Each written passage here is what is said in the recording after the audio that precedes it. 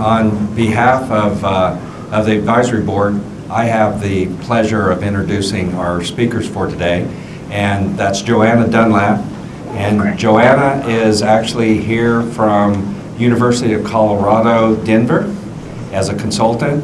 And then we have Todd Gibson, and Todd's one of our own from the College of ECC and Computer Science. So with that said, we'll look at doing some makeovers for our lectures. All yours.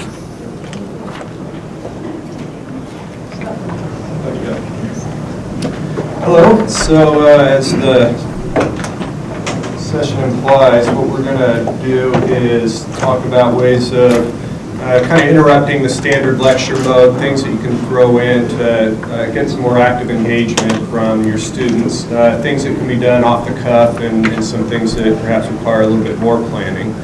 And to kind of practice what we preach, we're going to, actually I'm going to pause for half a second. We promised a handout, and so I did want to go ahead and get that out to you. So feel free to take 1 or 5 of those. And so we're going to start right out actually not being in lecture mode. And if you've got a phone or a computer, we would invite you or encourage you. Strongly encourage. It's a strongly encourage. Probably, even if you have a smartphone, I would probably recommend rather than texting, just go to this URL here. And the question is, why are you attending this session on do-it-yourself lecture makeovers?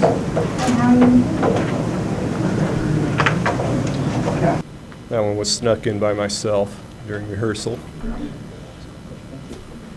So this is, if you were to choose to text rather than visiting the URL, this is the phone number you want to dial, so to speak. And then what you would, since it's asking for a message, you would put in this identifying code, a space, and then type whatever you wanted to type. So it is a little bit confusing if you go the text route. If you do have a smartphone, this URL does present a nice little interface for you that makes it a bit easier to enter the information.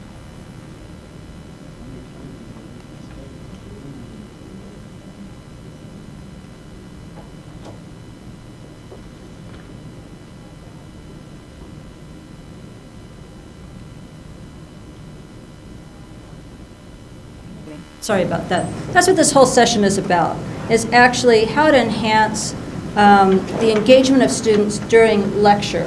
And as Todd said, we're going to share some more basic strategies that are really easy to do quickly, and then other strategies that require a little bit more planning, but the payoff can be quite helpful.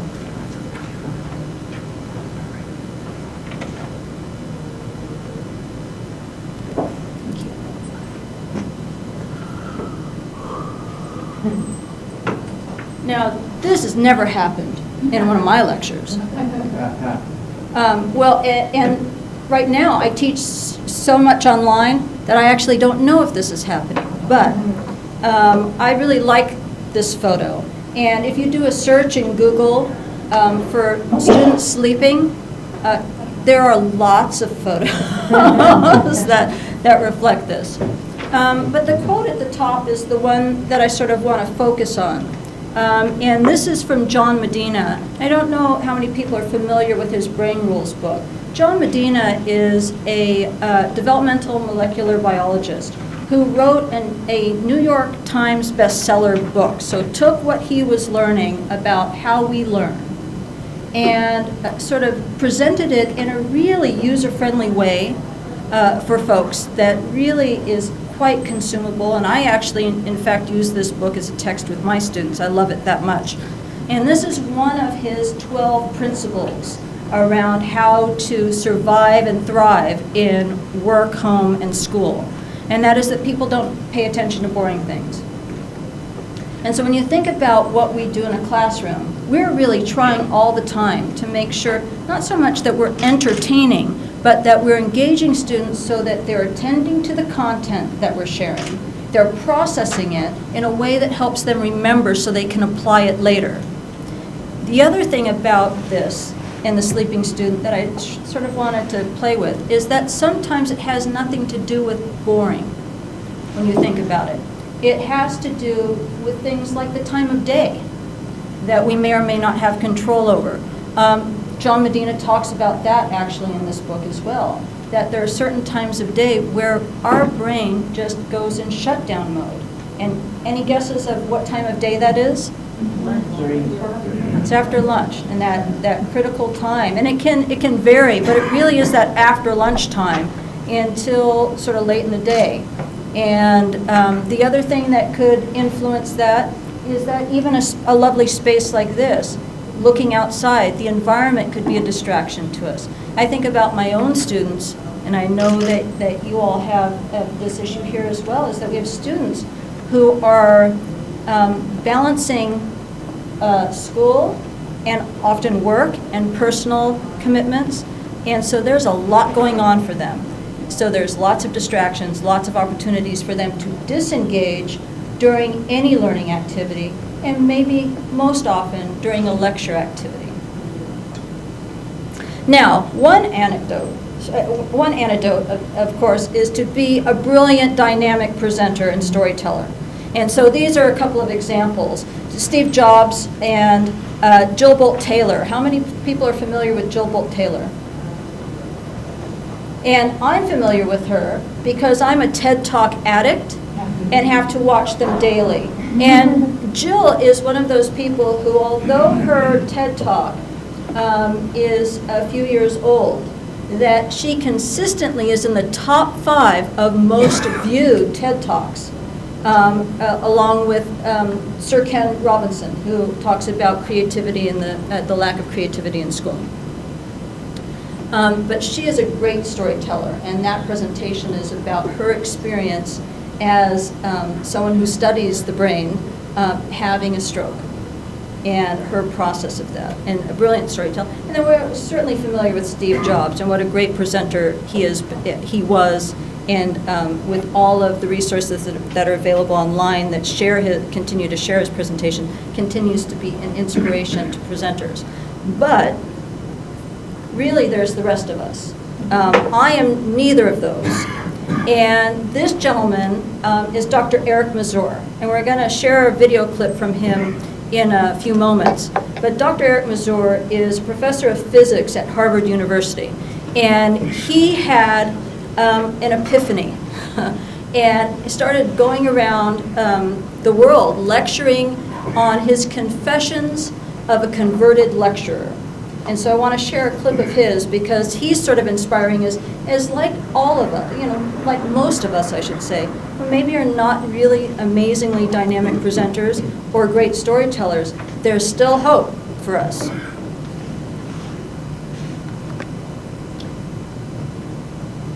This is a quote from Heath and Heath, which they've written a few books, but this book is called Made to Stick.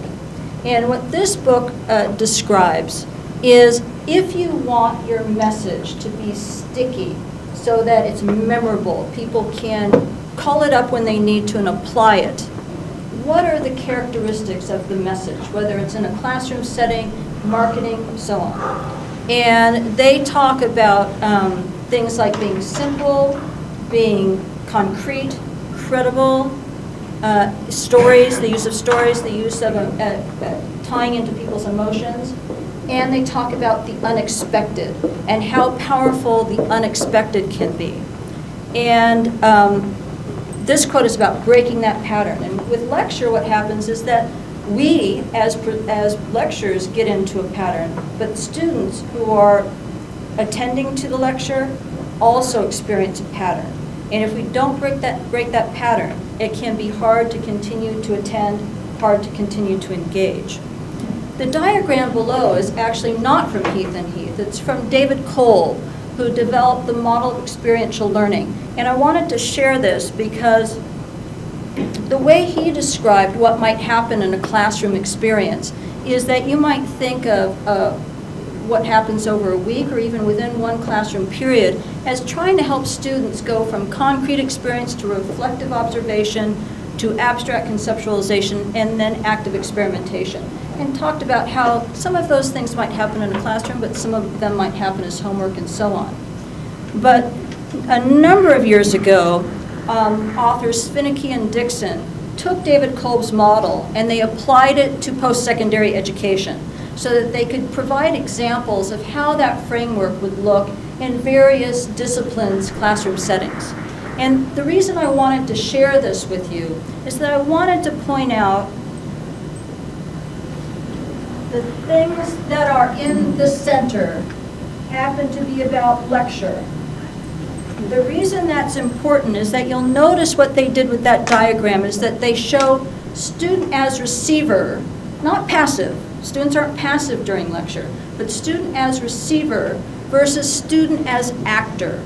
And you'll see those strategies as they sort of progress out towards the outer ring, have students in a more active role, whereas lecture is in that receiver role. And so the things that we're wanting to do is how can we make lecture an experience that has students more in an actor role than in a receiver role.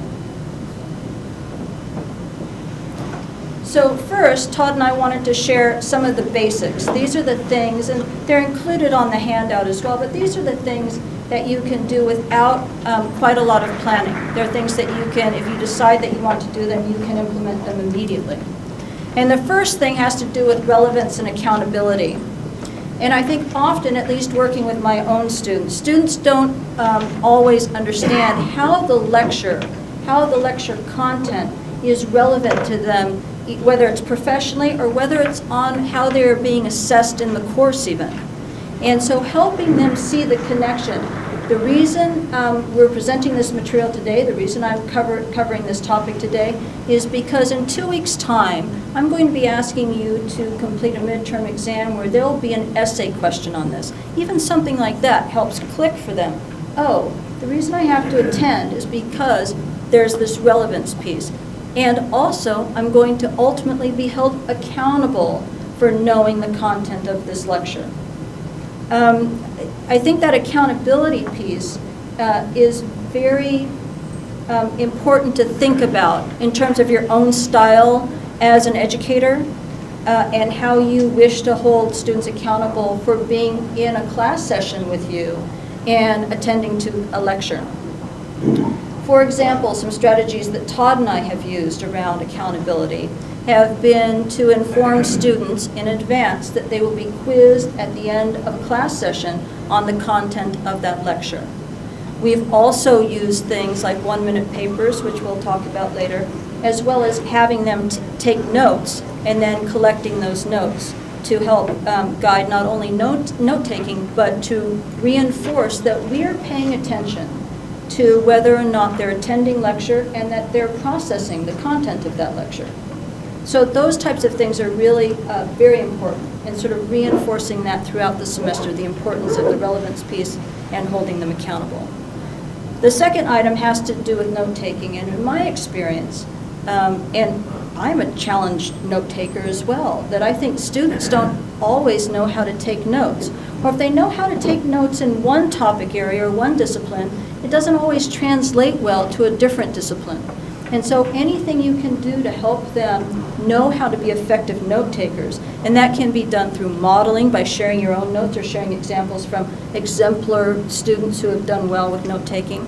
It can also be using a tool like Cornell University's note taking system, which is a very popular system. There's a whole, you search online for note taking tools, there's a ton of examples of tools that help students sort of categorize what's coming at them during a lecture and how to process that in a way that they can then later reference. The other thing here is this idea of a break in the action. There was some research done a few years ago about this and how something as simple as during a lecture, taking a break for the students to catch up, in their notes, to make sure they're complete by checking with a neighbor, saying, what did you have for this?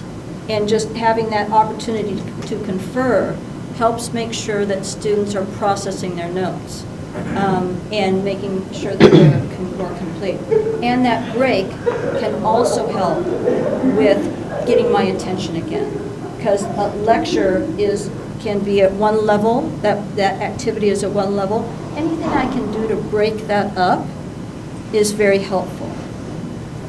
Have you noticed students more often just aren't even taking notes? Absolutely. I have a lot of students, and I'll make a big dramatic presentation. This is going to be on your quiz in 2 days, and I don't see any papers moving or any more activity. And I think, and I wouldn't be able to speak for all of them, but I think some of that does have to do with that people don't know how to always capture what they're hearing and write it down, what to write down.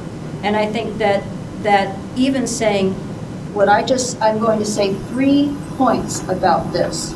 You should be writing this down. Point number 1 can help them. Oh, there's a cue for me. I've got a clue in now to capture these 3 points. And especially when the content that you're sharing, which is a recommendation that Todd and I have, that the content that you share in lecture is a clarification or an elaboration of reading material. Because students wise up really quickly that if lecture is a duplication of what they've been asked to read, then they will do one. They won't do both.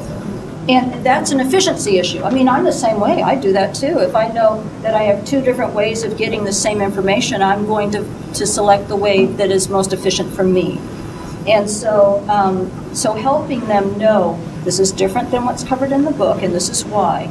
And help any way that you can, help them to collect notes if it feels like they don't know how to take good notes. It can be very helpful. And just to add one additional comment to your statement about not taking notes, I think a combination of accountability and a break in the action is really useful. If you have just you've done the grand presentation and there are 3 important points in it, you pause for that 30 or 60 seconds and say, now what I want you to do is I want you to turn to your partner or the person sitting next to you and make sure that you understand those important things that I just talked about, those things that are going to be on the test, or the thing that I started with by saying you're going to want to remember this.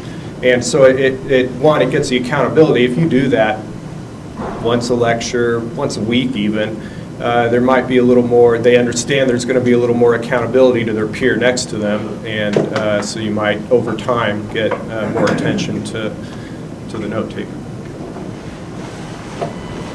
The next item, it has to do with mini lectures, and this is something that we're always trying to figure out how to do, and to work, at least I try to do when I'm working with my colleagues on lectures, how to break a 50-minute lecture into smaller components so that I have a natural place to have that break, where they're checking their notes or they're doing some activity that helps process what the lecture just was. So I think of it as sort of chapterizing a lecture, which can be very helpful if at any point you decide to start recording your lectures, if you haven't decided to go down that route, or teaching online, or looking at flipping your classroom, and we'll talk about that at the end of the session. That thinking about those segments, those shorter segments, and we sort of say 10 to 15 minutes, but really the research shows that we start to disengage anywhere from 7 to 15 minutes. And so if you can break it into those chapters within those time segments, that can really help the energy in the room as well. So the last couple are a couple that I'm really a fan of. For any of you who have traveled cross-country with me, I like telling stories, and for that subset of you who don't tell me to shut up until Eastern Nevada or Western Utah, I appreciate that. Anyway, storytelling, I think, is undersold, and I found it to be extremely effective. For example, talking about software engineering and the communications that goes on and the miscommunications that can happen in the meetings that you have. So there's a story that I tell. It starts out where a meeting's been called, we go into the conference room, and everyone's kind of doing that fast walk, and then as they enter the conference room, they slow down because all the chairs have been removed. There's nothing but the big conference table there. So we're all awkwardly standing around the conference room table, and the boss comes in and says, Okay, we're on the final month of this project. The customer is a little bit concerned and wants to help shepherd it. The customer is going to be here for the next month with us. And I want to show that customer that we are so busy getting their product done that we do not have time for meetings. And that's why the chairs aren't here. And to make sure we reach this deadline, every morning and every meeting and every evening, we are going to enter this room and meet and make sure we're meeting our goals. And then it gets weird. The story continues, but it definitely captures the student's attention, and I just found it quite a bit more effective in getting them to groove on the material that follows. The other that I've really come to love is recording lectures. So I am someone who loves to work on the whiteboard. But I did want to try the recording lectures, and it just wasn't working out. So the technique I use for recording lectures is I just use software on the Mac. It's built in and free, where you can record the screen. And so what I have on there, since I'm in computer science, there's a lot of code, so I'm doing a lot of typing and code samples and so forth. So it's really conducive to that. Also, when I need to draw diagrams and so forth, I invested in a little drawing tablet, and so I can flip to the picture drawing application really quick and draw pictures.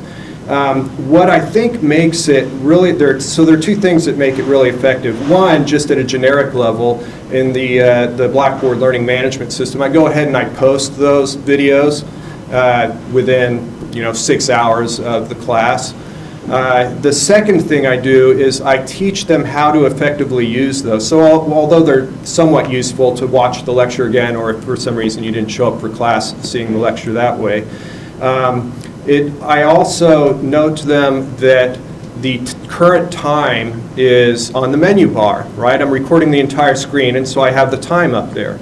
And I'm saying, if I say anything that's confusing or anything that you feel is important or that I say is important, look at your phone or look at the screen and write down the current time. Then when you go back later to study, all you have to do is just have to look at those time points, and you just drag that video to that minute of the lecture, and you don't have to watch the full 50 minutes. Okay. So with that, there are quite a few other kind of off-the-cuff strategies you can use. Rather than talking about them all, we thought we'd just take a quick vote. And if you want to go ahead and hit the URL or text your vote, text one of those numbers for which one of those you would like us to talk about, and then we will move on to the kind of more planned strategies. This is a free tool you can use. It does have some limitations. So if you just go to pollev.com, you'll be able to hit the main tool. The limitations are that you can only take 40 votes. You have to pay if you go beyond that, and it's a monthly fee. But it is quite effective, particularly even if you have more than 40 students. If you break into pairs to debate something and cast a vote, it works quite nicely. I think we'll call that a consensus, just to keep moving forward. So changing the environment, and I'll let Joni speak to that. What we meant by this is that, and again, none of these strategies are things that we would recommend that you do every single time, because remember, we're trying to break the pattern. And so we could use a really dynamic strategy, but if we do it every time, then we've created a new pattern. And so with changing the environment is sometimes, probably if we're using this room with students, every time the professor would be at the front of the room and the students would be here. Well, why? Maybe if we just even change the way the tables are set up, change the orientation of the professor in relation to the students, that changes things. If it's possible, and for those of you teaching very large courses, this would not be possible. But at manageable size, you could even on a beautiful day say, we're going outside, sitting on the lawn. That just changes the way it feels. And a colleague at the University of Colorado who would occasionally have Hawaiian shirt day. And something like that just sort of snaps people out. Oh, it's playful today. Can just change things up a little bit. Again, all of these you think about, well, what's my style? What's my comfort level as an educator? Some of these things might not fit you, but if even just changing the shape of the room or the lighting in the room or they come in and music's playing, things like that can just change the way things feel. Todd, can you hook me out of this? Thank you. And so now moving on to those strategies that actually require a little bit more planning time, but have great payoff. And sort of the orienting quote for this is actually from Alice and David Cole, so the folks that created the model of experiential learning. And this is, human beings naturally make meaning from their experiences through conversation. Yet genuine conversation in the traditional lecture classroom can be extremely restricted or non-existent. And one of the things may have nothing to do with our intent, but look at that room as an example, is that room and the bolted down chairs and desks makes it very hard for people to even look over their shoulder to communicate with the people behind them.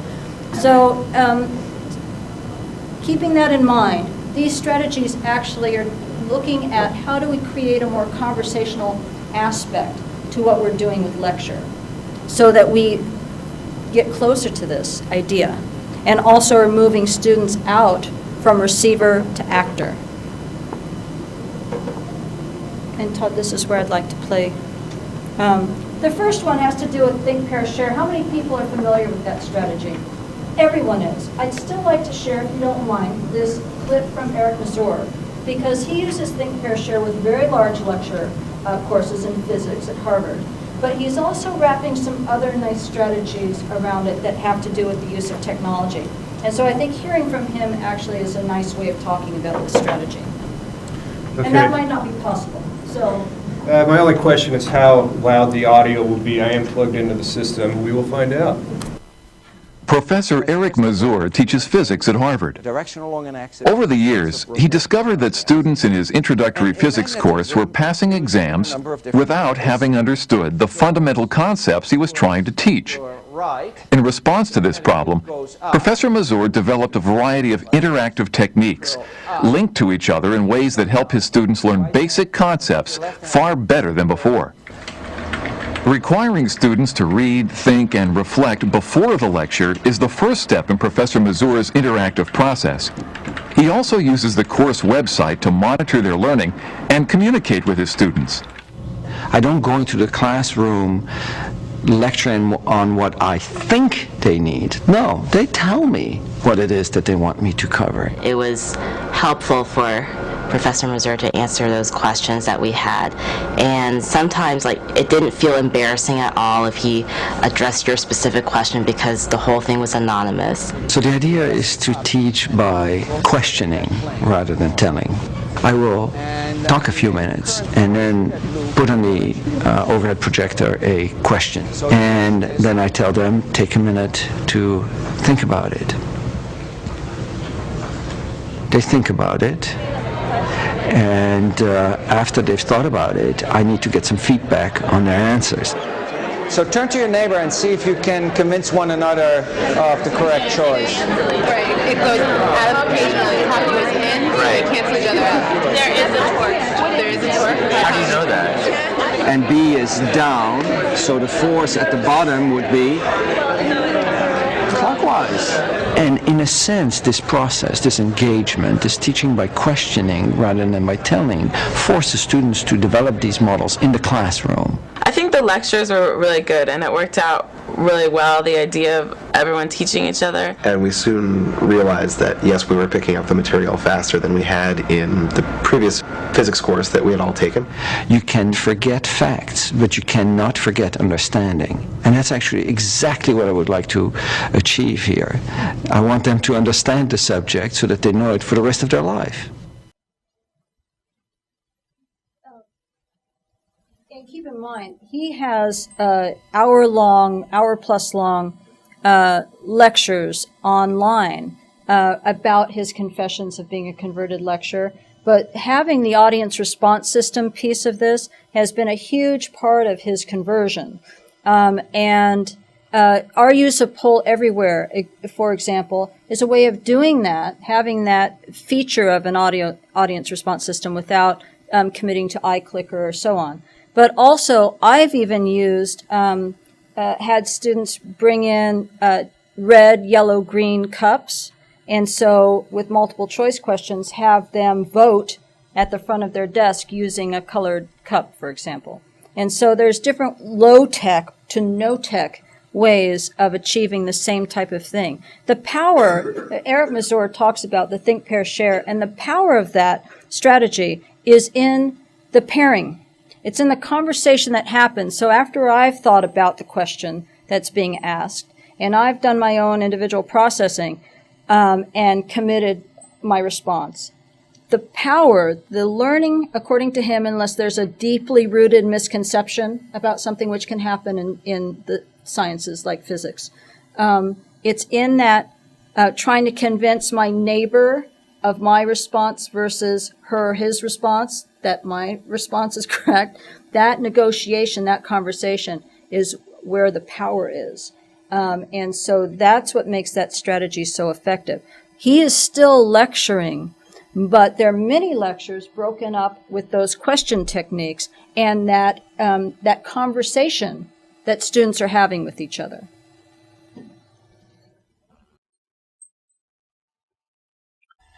Okay, so among those strategies, this one I actually came onto by accident. I was having a guest lecturer on to talk about project management and issues surrounding it, and I started to take some issue with what my guest lecturer was saying, and it ended up becoming quite an animated conversation between he and I as we debated various fine points about project management. And it ended up being really rewarding for the students. They were quite interested in seeing how experts view a subject in different ways. So I think then to just genericize, having two people and a point counterpoint, it doesn't even have to be countering views. They could just be variations which are not mutually exclusive, so to speak, or you have many people for a panel. So that's certainly one strategy that would obviously require a little bit of planning to arrange. Also, the Fishbowl Model. So you, prior to the class in question, you identify a small group of students to sit in the middle of the room and debate some sort of subject, obviously relevant to the class you're teaching, and then the rest of the class sits on the outside observing, and if necessary, you as the instructor could be part of the discussion as well. There are variants to this. Actually, let's step back a moment and say, so if you're going to be assigning participation for this, then maybe you would figure out, depending on the size of the class, obviously this wouldn't work to include everyone on a super huge class, but if the class is small enough, over the semester you could have 3 to 5 to 6 of these, and over time everyone will then have been part of a group at one time during the semester or other. Variations on this include kind of the professional wrestling tag out, where someone can tag in and one of the audience members and participate for 60 seconds to ask some questions or to make a point, right? And you see them discussing, and you can see people just wanting to jump in there, so you can add that option. Also, you could, the audience outside, observing the fish, so to speak, you could ask them to compose notes or some sort of digest of the discussion to get them a little more active in how they digest that information. The next technique is interviewing, and I actually am going to let Joni talk about that technique a little bit. And as part of her talking about the interviewing technique, this is kind of interviewing you, which is, what questions do you want to ask us regarding lecture strategies?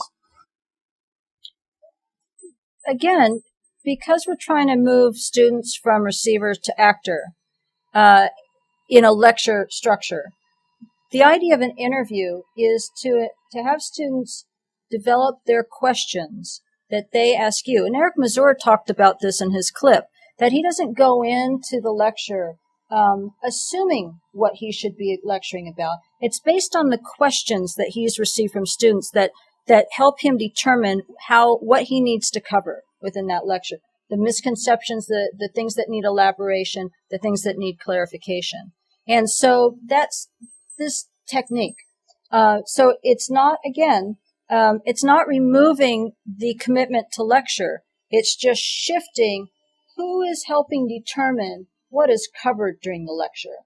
And it's through questioning. Eric Mazur has that happen in advance using the learning management system that they're using to collect that information. But that could be done on the fly in the classroom as well. And again, it helps students take more ownership over what's happening in the room. It doesn't eliminate the need for your expertise in the room at all. It just focuses it in very specific directions based on their interests.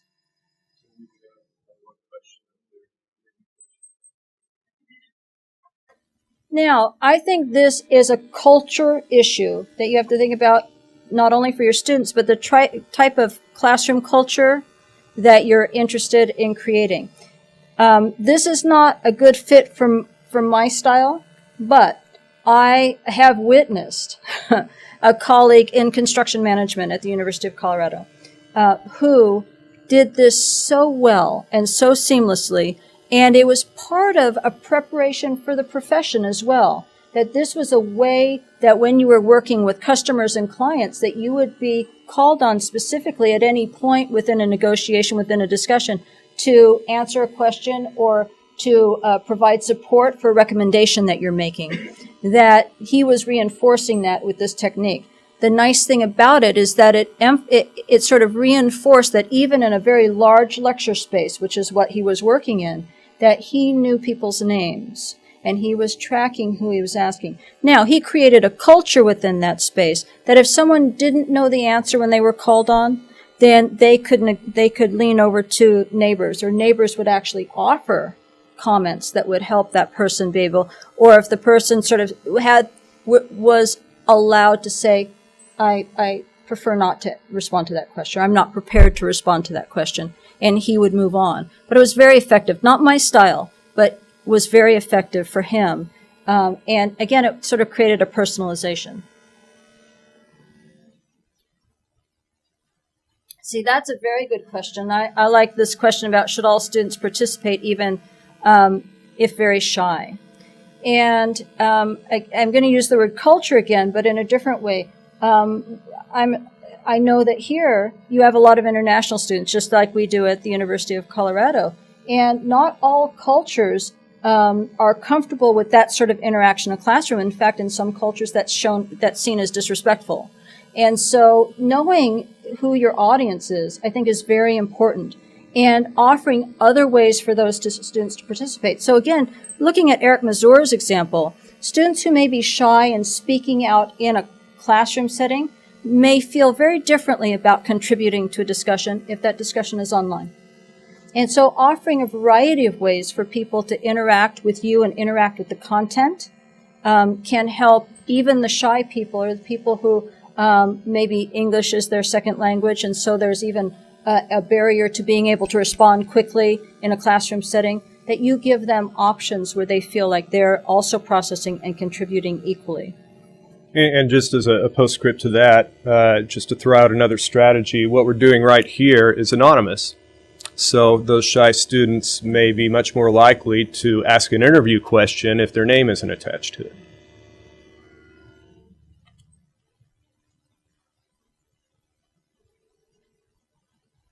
Well, that's a really hard question. I mean, do the type of strategies that we're talking about helps. The establishing of relevance, and you're right, for all students in the room, no matter what you say, it still may not be relevant to them. Some of you are teaching courses that maybe are not within the discipline, and students who are not in the major taking the course. So general core courses, for example, where you just have students who need to take this course to be able to check something off on the transcript. And so anything you can do to help them see the connection to life, to profession, can be helpful. Yes. But it is, again, if you can't establish relevance, then holding people accountable, at least what people, for the most part, if they're taking a course, do care about is what the final grade is. And I would say this about any activity, that if points are not associated with the activity, then it will go lower on the list of priorities than those things that do have points attached to them. And so attending a lecture, for example, often has no points attached to it. And so how do you turn that into something that does have points attached to it, like a quiz, or like that they have to cite the lecture content in the essay they're going to write, and so on. So how do you help them tie it so that at least they see the accountability piece of it and at least engage to that extent? Regarding this one, my experience with this, I'm really biased. I like using the small groups quite a bit, and I see this a fair amount in the small groups. And two symptoms are, one, that groups are too large. If they're larger than 3, maybe 4, you're going to have one person who's doing nothing. So I like to keep the groups really small. Second, even in small groups, I tend to focus my attention on those who aren't talking very much or seem distracted, really aren't gelling together and tackling the problem. And I'll sit down with them and say, what do you think? And I'll draw information out of them, and then I'll take that information and throw it at their teammate and ask them to say an opinion about it or ask their view. And I will, it's in essence me pulling the words out of their mouths and throwing it into each other's lap. If there's some diagramming involved, get them to, maybe I'll put the first couple elements and ask them to comment on it and how they would change it. And, just basically try to bootstrap that involvement. So that's at least how I typically witness the lack of buy-in and how I attack it. And let's see. We are running out of time. So we'll take the remainder of these offline. And so since we are about out of time, I will go over my next two here really quickly. Stump the Professor is on a particular topic. You get the folks in small groups again, and you ask them to come up with a question on the topic at hand that is going to stump you and or stump the rest of the class. Okay? And one general criteria that you want is that they themselves are able to answer the question. They write it down, they all get thrown into a hat, and then the professor goes ahead and reads the question, and either in small groups or individually, people come up with answers to that question. And then at the end, the professor goes through it, finds out what other people answered, see if the professor's stumped. If the professor was stumped, you could award extra points to that group, give them a little motivation to try and get you to scratch your head. So that's also good. It also seems to be nice in getting them to grab information and how to form questions from it. Real-time guided inquiry. So this works really nice with collaborative tools like what would formerly have been Google Docs, which is Google Drive now. So the collaborative document building.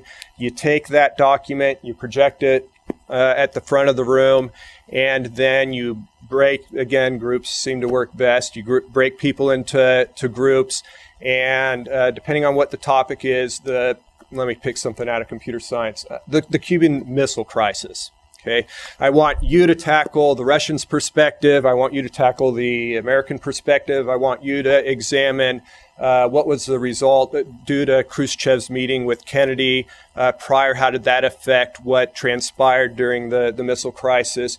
And you get them to look at their text, look on the web, and as they come up with information, that they start putting that information up on that common document. As they're building this document, you're examining it, and you're making comments back. You may interrupt the whole class, give them a little mini lecture. You may say, well, what about if they're not getting it the right angle? You can kind of direct them down that way. And it becomes a really interesting back and forth as this document's put together. And then at the end, they have a nice set of notes. And I will then let Joni finish up. The final thing, and we mentioned this at the start with the recording of lectures, has to do with this idea of flipping the classroom. And one of the things that people talk about most often with the idea of flipping the classroom is changing what we do when we're together in a room and moving that, if it's lecture, moving that to homework. And so if I'm recording lectures and and am not building in a lot of this type of student as actor activities throughout, then that becomes a resource that they can refer to, just like a textbook.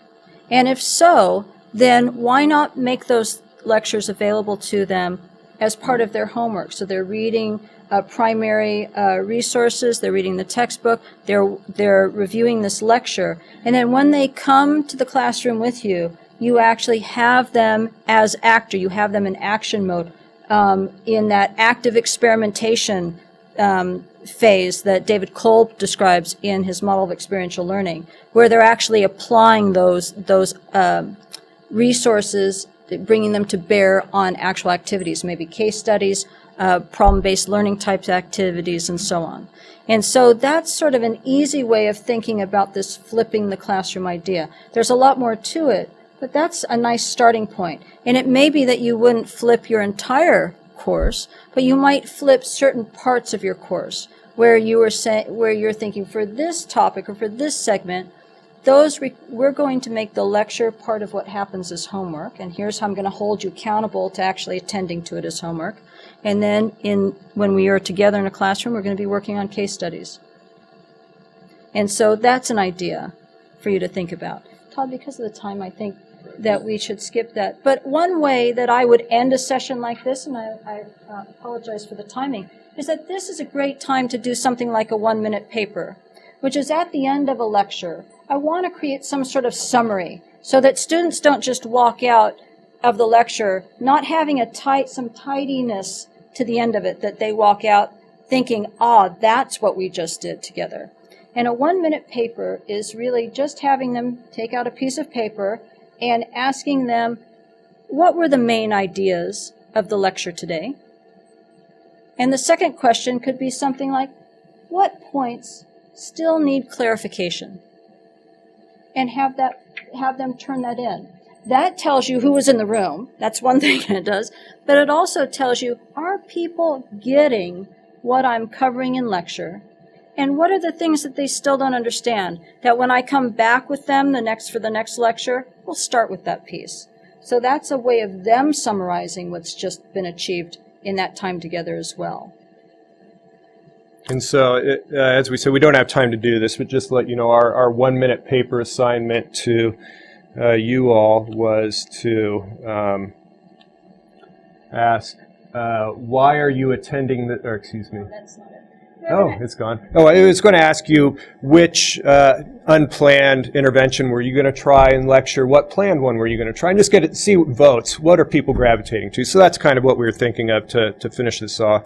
As it is, we will go with the less exciting but definitely ending email addresses. Thank you. Thank you very much.